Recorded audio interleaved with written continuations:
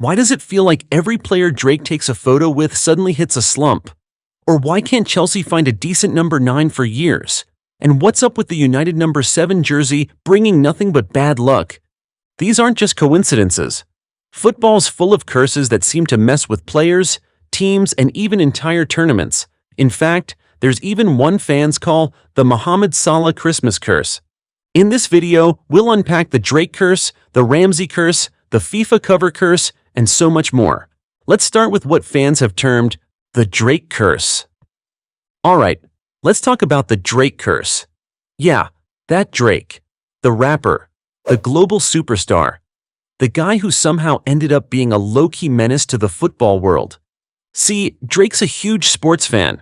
He shows up courtside in the NBA, he's in locker rooms, he's even been seen in club training gear like he's part of the squad or something. And for some reason, every time he takes a picture with a footballer or wears their jersey, something terrible seems to happen. In 2019, he took a photo with Sergio Aguero. Days later, Manchester City got knocked out of the Champions League by Tottenham Hotspur.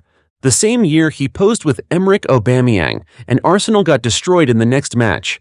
He wore a Juventus shirt before their UCL quarter-final, and boom, they lost to Ajax. Dele Alli, Paul Pogba, Kevin De Bruyne, players all caught in the photo trap, all had awful games after. Even Mourinho wasn't safe. Drake once posted with him, and fans swear his downfall started soon after. Coincidence? Maybe. But fans don't let this stuff slide. It got so bad that some clubs jokingly banned players from taking pics with Drake before big games. That's how real this curse got. Now, is Drake actually jinxing players? Nah. He's just ridiculously famous and happens to be everywhere. But when the bad results stack up after every selfie, fans start connecting the dots. It became a full-blown meme, and to be fair, the timeline of disasters is kind of hilarious. At this point, even players joke about it, like if Drake ever shows up wearing your team's jersey, brace yourself, you might want to bench your whole starting 11. Next up, let's talk about a guy whose goals used to literally scare people. The Ramsey Curse. Now this one's a bit darker, but also kind of legendary. And yeah, it's exactly what it sounds like. Aaron Ramsey used to have this really strange reputation. Every time he scored, someone famous died. I'm not even joking. It became a running theme online.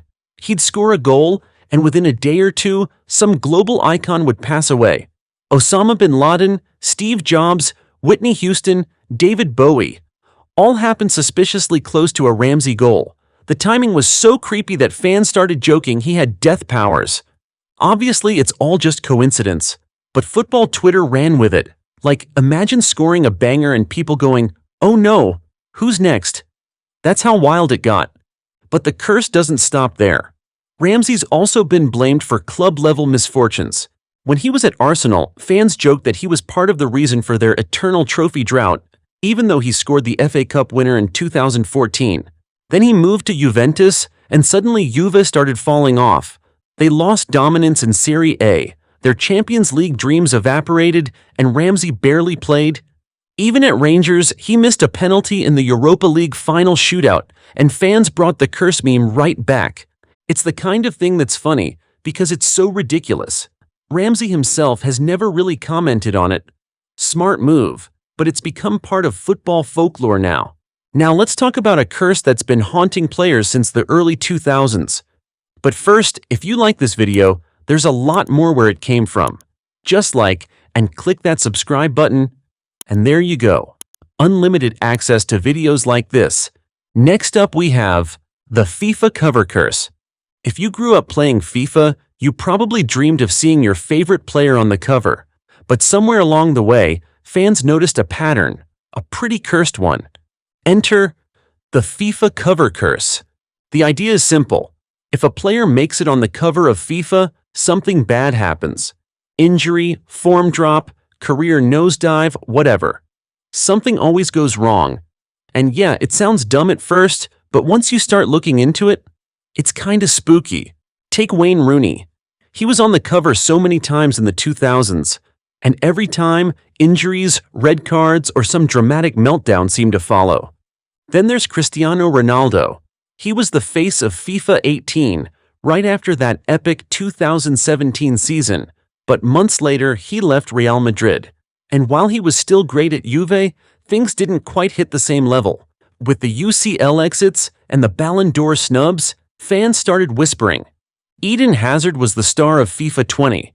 At the time, he'd just signed for Real Madrid. It looked like a dream move. But then, boom, injuries non-stop, he barely played, and became one of the biggest what happened cases in recent memory. It's happened enough that people started calling it a curse. But to be fair, not every cover star crashes. Kylian Mbappe's been on multiple covers and is still killing it. Lionel Messi too, no curse there. So maybe it's just confirmation bias. Like, we only notice it when things go wrong. But still, if your favorite player makes it on the next FIFA cover, you're allowed to feel a tiny bit nervous. But enough about gaming, let's talk about something even more cursed. The Chelsea number 9 curse. If you're a striker and Chelsea hands you the number 9 shirt, run. Just run. Because for years now, that shirt has been cursed.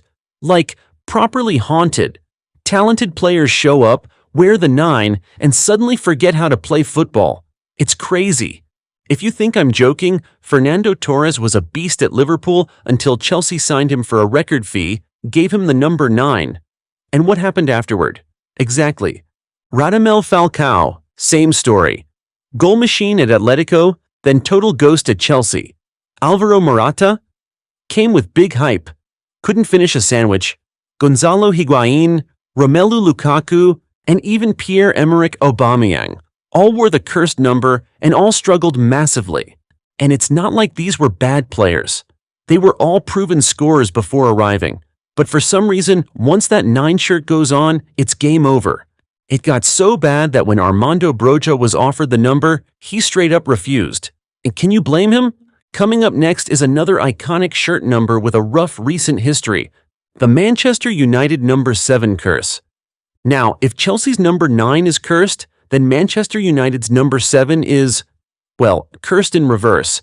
Like, the weight of its history is so heavy, it's crushed almost everyone who's worn it since Ronaldo. Because let's be real, the number 7 shirt at United isn't just a number. It's a legacy. You've got legends like George Best, Eric Cantona, David Beckham, and of course, Cristiano Ronaldo. Wearing that shirt meant you were expected to be the guy, the game changer, the face of the club. But ever since Ronaldo left in 2009, things got weird. Michael Owen wore it. He was a decent player, but not exactly a club legend. Antonio Valencia tried it, then gave it back. Literally gave it back. Angel Di Maria came in with massive expectations, but flopped hard and dipped after one season. Memphis Depay was supposed to be the next big thing, but couldn't handle the pressure. Even Ronaldo's return in 2021 didn't break the curse. He scored goals, sure, but it was all drama and decline after that. The pressure to live up to that number is insane. It's not just a shirt, it's a reminder of greatness. And that's kind of the problem.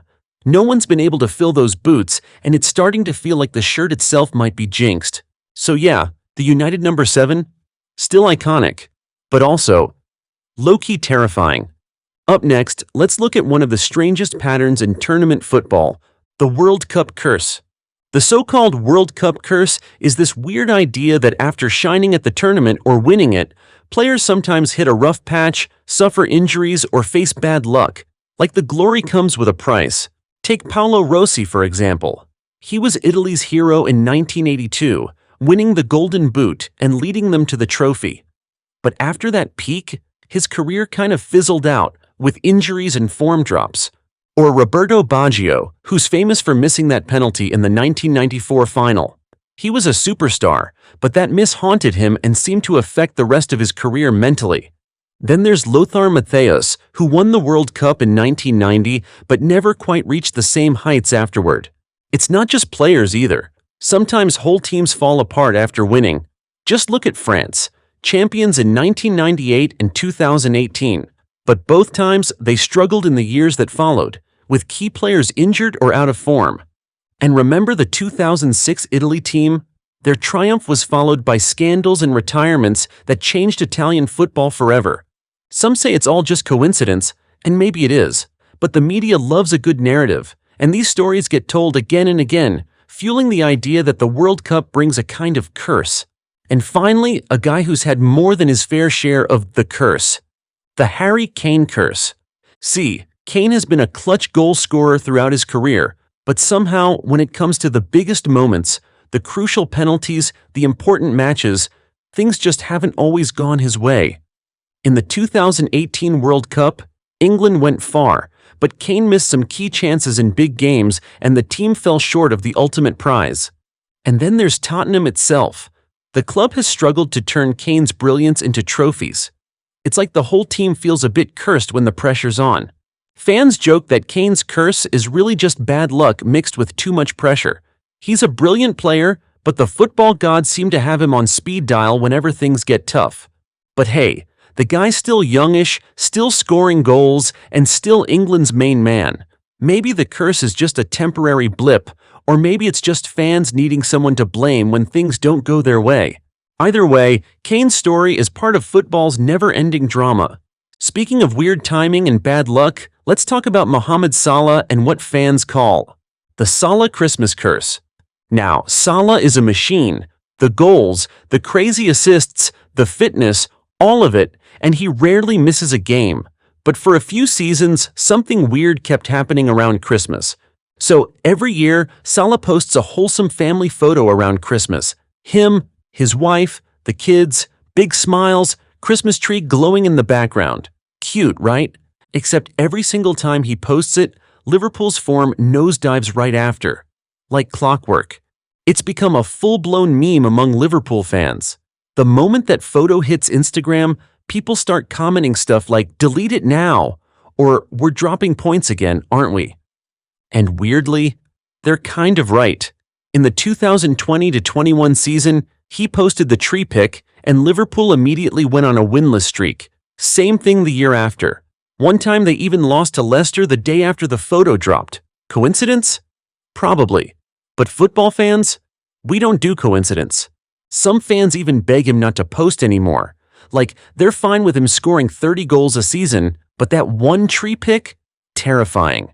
So yeah, whether it's Drake snapping selfies, cursed shirt numbers, or World Cup heartbreaks, football's full of stories that keep us hooked, laughing, and sometimes scratching our heads. Because in the beautiful game, the weirdest things always seem to happen.